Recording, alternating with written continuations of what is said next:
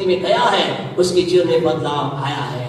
हमारी दुआ है इस दिनों के अंतर्गत आप में से प्रत्येक मैं आप वास्तविक तौर से खुदा की उपस्थिति में जाएं। हमारा इंग्लिश में कहते हैं we must encounter with God, हमारी परमेश्वर के साथ मुठभेड़ हो जाए, हमारी परमेश्वर मुलाकात हो जाए, हम खुदा को महसूस करें, उसकी उपस्थिति हमारे घरों में आ जाए, उसकी उपस्थिति हमारे जीवन में आ जाए। We feel the presence of God in our life. इस उपवास के दौरान परमेश्वर की उपस्थिति से हम भर जाए, हालेलुया। हमारा घर भर जाए, हमारे बच्चे भर जाए, हमारे पति पत्नी भर जाए, हमारी चीजें भर जाए, और जो ही खुदा की उपस्थिति आएगी विल चेंज, हम बदलेंगे। और प्यारे परमेश्वर, उपवास का मेन मकसद यही है। परमेश्वर का उपवास से बहुत सी बातें हैं उपवास, लेकिन आपसे आज पहली बात बोलना चाहते हैं। परमेश्वर आज मुझसे आपसे मांग कर रहा है कि हम उसकी उपस्थिति में आए, और उसकी वजह कैसे आए? मन को फाड़ के बदलाव के साथ है, बदलना है। आज लोग जीवन के अंतर्गत जब उपवास करते हैं, अलग अलग तरह से लोग उपवास कर रहे हैं। लोग जीवन के अंदर उपवास करने का कई कारण है। सवाल आपसे, आप क्यों कर रहे हैं? अभी जवाब मत देना, घर आप सोचना मैं उपवास क्यों कर रहा हूं, क्यों किया है, मैं क्यों उपवास करता हूं, क्यों परमेश्वर की उपस्थिति में वास कर रहा हूं। आज हमें क्या करना है, इस बात पर विचार करना है। पहली बात, लोगों के जीवन में आपसे बताएं उपवास के क्या कारण है। नंबर 1, लोग उपवास करते हैं ताकि उनके जीवन के अंतर्गत वो अपनी कमजोरियों पर जय पा सके। आपसे कहना चाहते हैं, आपको मुझे, आपका मेरा पहला पॉइंट ये होना चाहिए, मैं खुदा की उपस्थिति में इसलिए जा रहा हूं, मेरे जीवन के अंदर एक कमी है, मैं उस पर जय पाना चाहता हूं। मेरे लाइफ के अंतर्गत एक कमी है, वो कमी कुछ भी हो सकती है। जरूरी नहीं कि आप बहुत बड़े गैंगस्टर होंगे, खूनी होंगे, या लड़ाई झगड़ा करने वाली आप कमी हो सकता है, छोटी कमी होगी, छोटी सी बात होगी। झूठ बोलना शायद एक व्यक्ति की आदत होगी, बात के अंतर्गत गलत शब्द उसके मुंह से निकल जाना क्या होगी, उसकी कमी होगी। आपसे कहना चाहिए इस समय के अंतर्गत आइए हम परमेश्वर की उपस्थिति में प्रवेश करें। पहला विचार आपका मेरा ये होना चाहिए, क्या मुझे अपनी कमी पर जय पाना है, मुझे अपने कमी को पर जय पाना है। परमेश्वर के वचन के अंतर्गत ऐसा ही है। जब तक खुदा के लोग उसकी उपस्थिति में गए, पहला उन्होंने क्या किया, first they search their heart, उन्होंने अपने हृदय को देखा, अपने जीवन को देखा, अपने जीवन को जांचा। और उन्होंने, जब तक आपसे कहे आप और मैं, एक व्यक्ति, आप और मैं बोलना गलत होगा, एक है, जब तक एक व्यक्ति चेंज ना हो जाए, बदल ना जाए, वो परमेश्वर की आशीष को प्राप्त नहीं कर सकता। आपसे कहना चाहते हमारा ये होना पाए, हम क्या करें, जय को प्राप्त करें। यीशु मसीह ने क्या कहा, मत्ती रचित सुसमाचार उसका 26 चैप्टर निकालिए। हम उपवास के अंतर्गत पहली बात हमें क्या करना है, हमें जय प्राप्त करने के लिए हमें प्रभु की उपस्थिति में बैठना है। मैथ्यू चैप्टर 26 वर्स 41 पढ़े।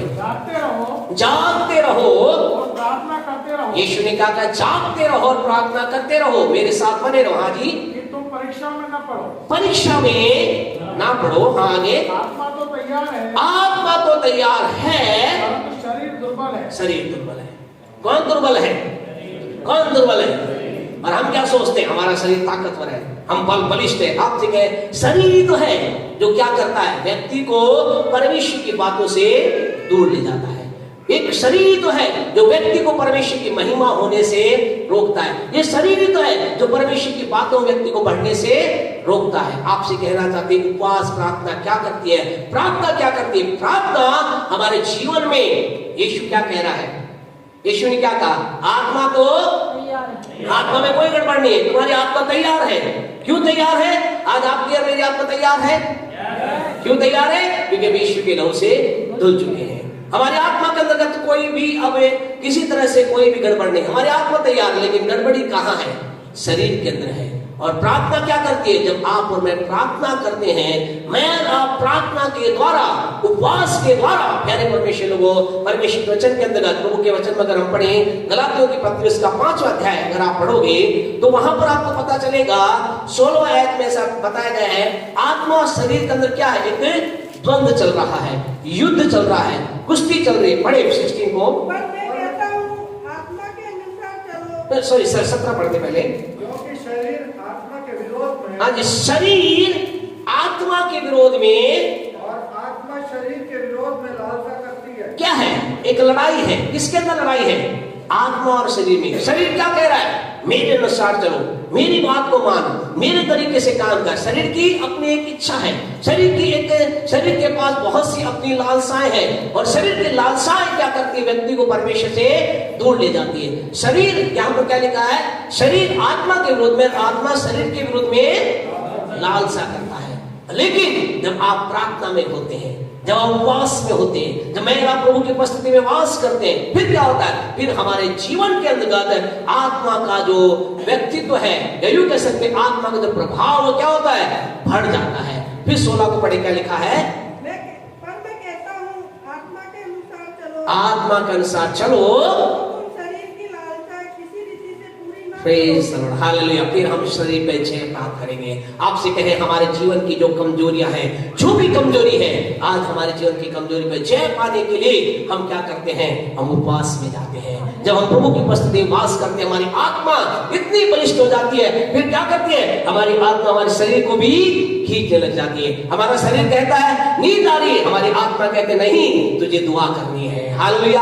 आपसे कहे, एक प्रार्थना करने वाला व्यक्ति कभी थकता नहीं है। हालेलुया। एक प्रार्थना करने वाला व्यक्ति कभी आलस में नहीं जाता है। एक प्रार्थना करने वाला व्यक्ति ताजगी का अंदर बना रहता है। क्यों? क्योंकि उसके शरीर के ऊपर वो क्या होता है? जय प्राप्त कर लेता है। फिर उसके अंतर्गत परमेश्वर को, आपको मालूम है, जो प्रभु के दास अभी दुनिया से चले गए, प्रभु के पास चले गए, डॉक्टर डीजे दिनाकर, उनको पवित्र आत्मा कैसी स्थिति मिला? ऐसी स्थिति, रात को 9 बजे अपने काम से वो घर आए। जब अपने घर से काम से घर आए, तो उन्होंने क्या किया? वो, उनका मन नहीं था प्रार्थना करने का, इच्छा नहीं हो रही थी प्रार्थना करने की, लेकिन फिर भी क्योंकि उन्होंने दिन भर पिछले कई साल, करीब 7 साल उन्होंने क्या किया था? प्रभु के साथ लगातार संबंध बिठा किया था, दुआ की थी, प्रार्थना की थी, और वो एक ही दुआ कर रहे थे। क्या दुआ करे? प्रभु तेरी आत्मा से मुझे भर दे, तेरी आत्मा से भर दे, तेरी आत्मा से भर दे। 10 अक्टूबर 1968 की बात, वो कहते हैं उस रात मैं प्रभु की उपस्थिति में गया, और वो कहते हैं उनके जो फैमिली पास्टर थे आए, और उन्होंने कहा चलो हम क्या करते हैं? प्रार्थना करते हैं, दुआ करते हैं। और ऐसे कहा कि जो उन्होंने उस समय, मेरी इच्छा नहीं थी, मेरा मन नहीं कर रहा प्रार्थना कर, लेकिन फिर भी क्योंकि आत्मा क्या थी? तैयार थी प्रार्थना के जीवन। तब उन्होंने कहा चलो प्रार्थना करते हैं। बोले मैं घुटने बैठा, और जो उनके फैमिली पास जो पास्टर उनके साथ थे उस समय, वो आए, उन्होंने हाथ रखा, और जो ही उन्होंने हाथ रखा दुआ को कहते हैं, वो कमरा पर एक अद्भुत